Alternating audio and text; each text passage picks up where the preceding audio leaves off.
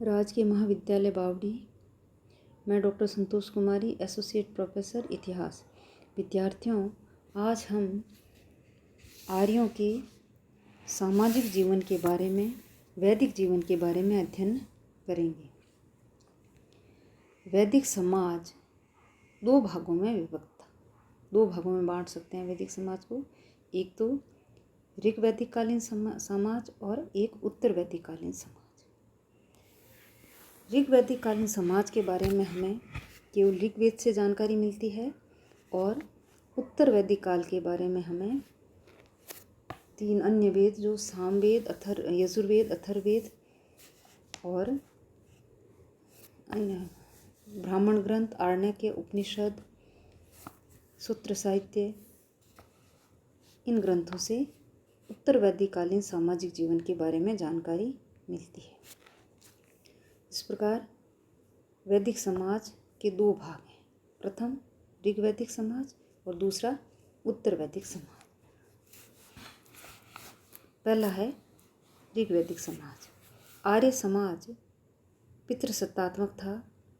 पिता की संपत्ति का पुत्र उत्तराधिकारी होता था।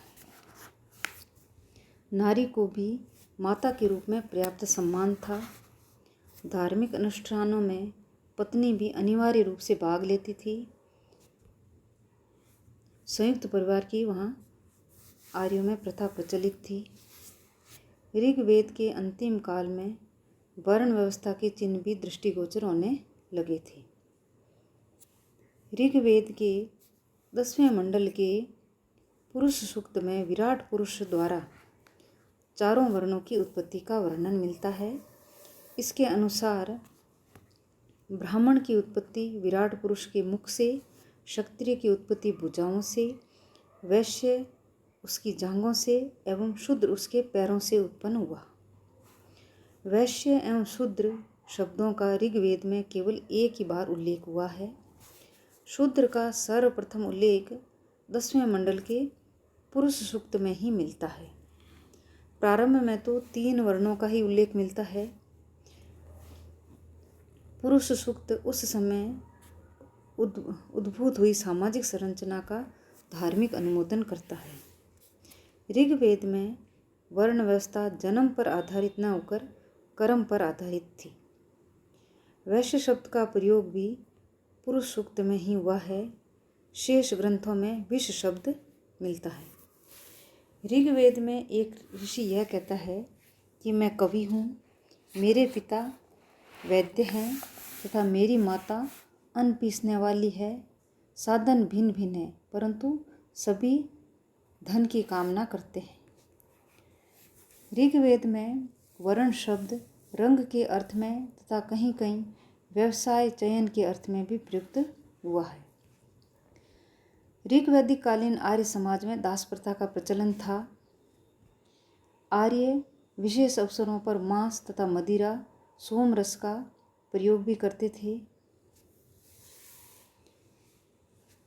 ऋग्वेद काल में बाल विवाह व सती प्रथा प्रचलित नहीं थी। पुनर्विवाह व नियोग प्रथा प्रचलित थी और प्रदा प्रथा का उल्लेख भी नहीं मिलता है। ऋग्वेद के 10वें मंडल के विवाह सूक्त में विवाह संस्था का उल्लेख हुआ है। आजीवन अविवाहित रहने वाली कन्याओं को अमाजु कहा जाता था। ऋग्वैदिक काल में स्त्रियां सभा व विदित में भाग ले सकती थी, किंतु स्त्रियों को कोई राजनीतिक अधिकार नहीं थे। युद्ध में सेना का नेतृत्व भी पुरुष ही करते थे। कन्या की विदाई के समय जो उपहार दिए जाते थे उसे वहतु कहते थे। स्त्रियां भी वैदिक काल में शिक्षा प्राप्त करती थी और उन्हें यज्ञ करने का अधिकार भी प्राप्त था। ऋग्वैदिक काल में पुत्री का उपनयन संस्कार होता था। ऋग्वेद के 8वें मंडल में लोपामुद्रा, घोषा, सिक्ता, निवावरी, अपाला, आत्रेय, शची, पोलोमी, काक्षावृत्ति, इंद्राणी एवं विश्वारा जैसी विदुषी स्त्रियों का उल्लेख हुआ है। इन विदुषी स्त्रियों को ऋषि कहा गया है। लोपामुद्रा विदर्भ राज की पुत्री और ऋषि अगस्त्य की पत्नी थी। ऋग्वेद काल में शिक्षा गुरुकुल में दी जाती थी और वो मौखिक होती थी। ऋग्वेद में दस्यु वर्ग का उल्लेख भी मिलता है। दस्युओं को अदेव्यु, देवताओं में श्रद्धा नहीं रखने वाले, अब्राह्मण, वेदों को न मानने वाले कहा गया है। दस्युओं के लिए अनास आदि विशेषणों का प्रयोग भी हुआ है। ये था आर्यों के वैदिक जीवन का प्रथम भाग। अब है दूसरा है उत्तर वैदिक काल में आर्यों की सामाजिक जीवन या आर्यों की सामाजिक स्थिति।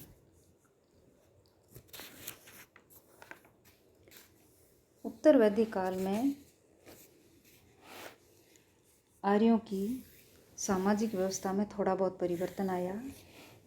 इस काल में वर्ण व्यवस्था में कठोरता आने लगी तथा वर्ण व्यवस्था कर्म के स्थान पर जन्म पर आधारित हो गई और व्यवसाय भी आनुवांशिक होने लगी। समाज स्पष्टतः 4 वर्णों में विभक्त हो गया।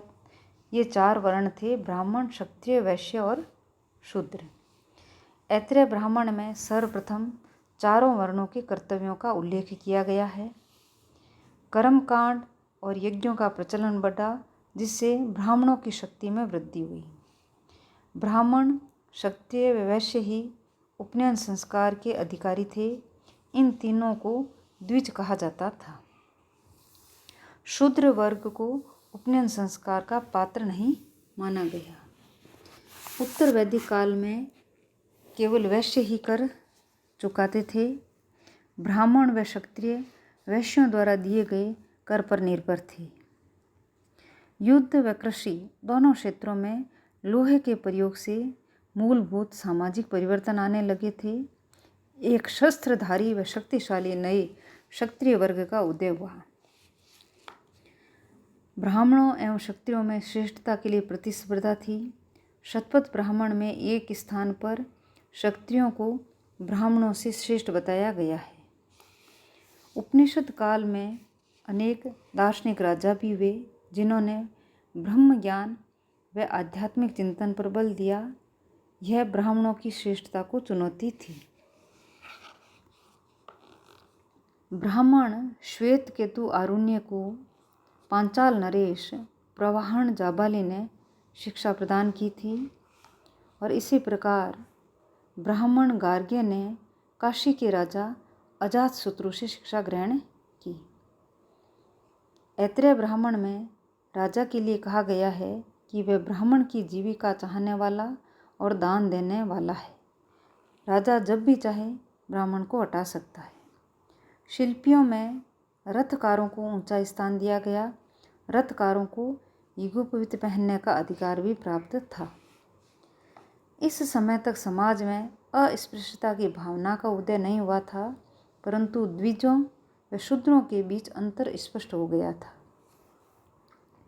बृहदारण्यक एवं छांदोग्य उपनिषद में कहा गया है कि ब्रह्मलोक में सभी समान माने जाते हैं, अतः चांडाल को भी यज्ञ का अवशेष पाने का अधिकारी माना गया है। उत्तर वैदिक काल में गोत्र प्रथा स्थापित हुई। गोत्र का सर्वप्रथम उल्लेख अथर्ववेद में मिलता है।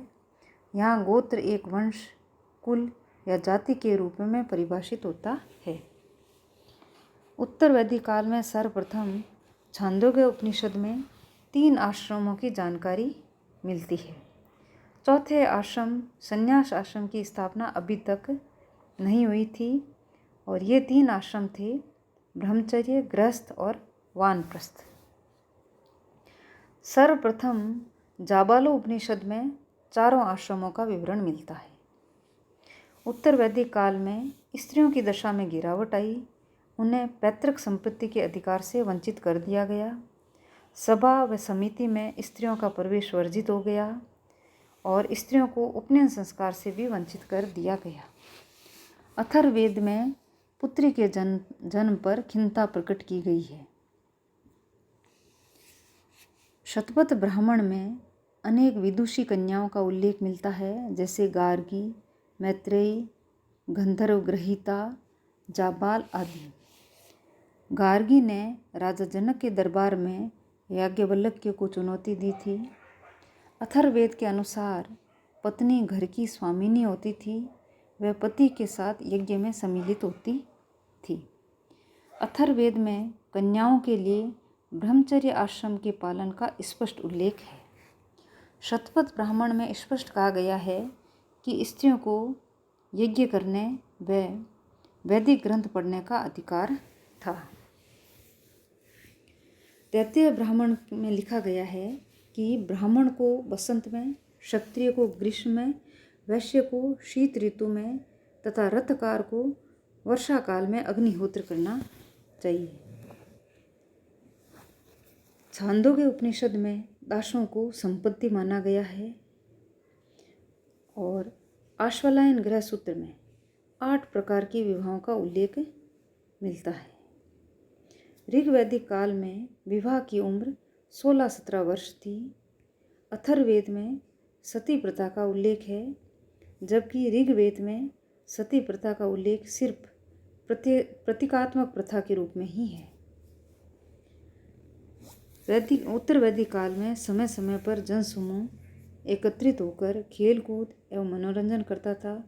इस प्रकार के उत्सव समंचा कहलाते थे। इस प्रकार वैदिक काल में आर्यों का सामाजिक जीवन पितृसत्तात्मक था और उनका नैतिक जीवन बहुत ही उच्च कोटि का था और नैतिक सिद्धांतों का पालन वो बड़े ईमानदारी के साथ करते थे।